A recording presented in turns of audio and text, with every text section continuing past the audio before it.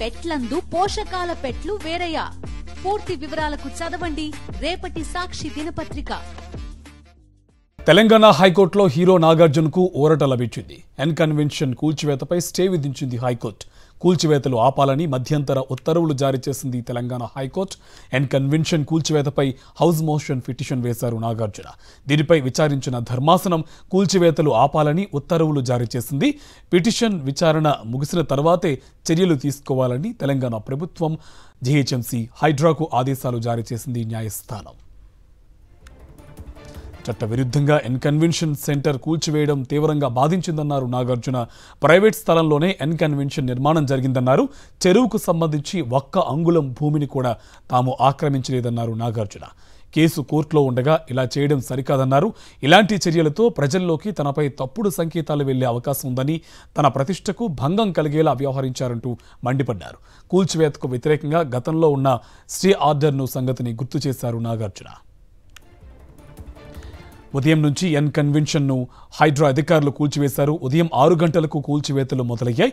N convention ఆక్రమణలపై మంత్రి కోమటిరెడ్డి 3 రోజుల క్రితం హైడ్రాకు లేఖ రాశారు. మంత్రి కోమటిరెడ్డి ఫిర్యాదుతో అన్ని శాఖల నుంచి నివేదికలు తెప్పించుకున్న హైడ్రా ఆక్రమణలు నిజమేనని నిర్ధారించుకుని ఎన్ కన్వెన్షన్ను నేలమట్టం చేయడం ప్రారంభించారు. అయితే నాగార్జున కోర్టును ఆశ్రయించడంతో కూల్చివేతలు ఆపాలంటూ న్యాయస్థానం ఉత్తర్వులిచ్చింది. ఇదే అంశకు సంబంధించి మరింత సమాచారం మా కరెస్పాండెంట్ సాయి కిరణ్ మనకి ఫోన్ లైన్లో డీటెయిల్స్ అందిస్తారు. సాయి కిరణ్, ఎన్ కన్వెన్షన్ కూల్చివేతపై కోర్టు స్టే విధించింది, డీటెయిల్స్ ఏంటి?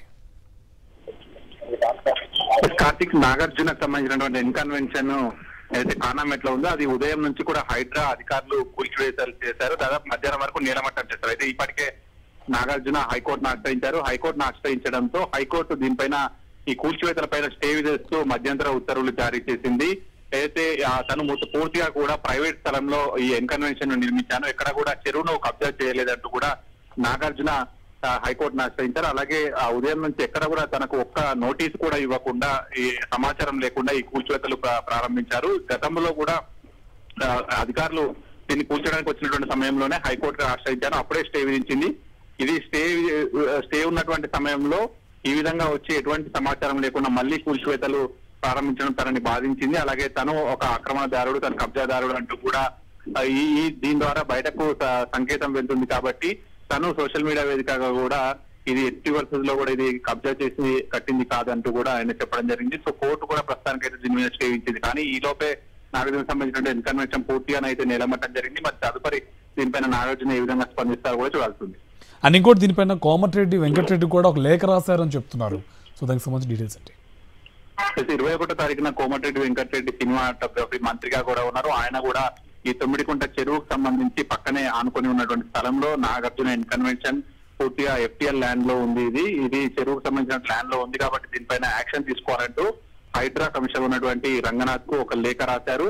వెంటనే హైడ్రా కూడా స్పందించి 2 క్షణాల్లోనే, అంటే 2 రోజుల్లోనే రియాక్ట్ అయి దీన్ని కూర్చోవేయడం కూడా స్టార్ట్ చేసింది. గతంలో కూడా ఎన్ కన్వెన్షన్ అనేక ఆరోపణలు వచ్చినప్పటికీ కూడా కోర్టులో స్టే ఉన్నందున అధికారులు ఎక్కడ కూడా దీనిపైన స్పందించలేదు. కానీ తాజాగా కోమటిరెడ్డి వెంకటరెడ్డి లేఖతో వెంటనే స్పందించినటువంటి హైడ్రా దీన్ని కూల్చివేతలు అయితే ప్రారంభించింది. కానీ కూల్చివేసే ముందు ఎక్కడ కూడా నాగార్జునకు కనీసం నోటీస్ కూడా ఇవ్వలేదు. దీన్ని కూలుస్తున్నామంటూ అధికారులు నోటీస్ ఇవ్వాల్సి ఉంటుంది ముందుగా, కానీ నోటీస్ కూడా ఇవ్వలేదు. గతంలో ఉన్న జన్వాడ ఫామ్ హౌస్ సంబంధించినటువంటి ఇష్యూలో కూడా హైకోర్టు స్పందిస్తూ ఏదైనా కూడా ఒక నిర్మాణాన్ని కూల్చే ముందు వాళ్ళకి సంబంధించి ఓనర్స్ ఒక నోటీస్ అయినా ఇవ్వాలి, నోటీస్ ఇచ్చి దాని పత్రాలు పరిశీలించి యాక్షన్ తీసుకోవాలి అంటూ కూడా గతంలో హైకోర్టు ఆదేశాలు జారీ చేసింది. సో ఇప్పుడు ఎటువంటి నోటీసులు ఇవ్వకుండా ఈ కూల్చివేతలు ప్రారంభించిన దానిపైన కూడా నాగార్జున ఆవేదన వ్యక్తం చేశారు. సో దీనిపైన ప్రస్తుతానికైతే హైకోర్టు మధ్యంతర ఉత్తర్వులతో కూల్చివేతలు అయితే ఆగిపోయినట్టే చెప్పచ్చు. Right, thank you Sai Kiran.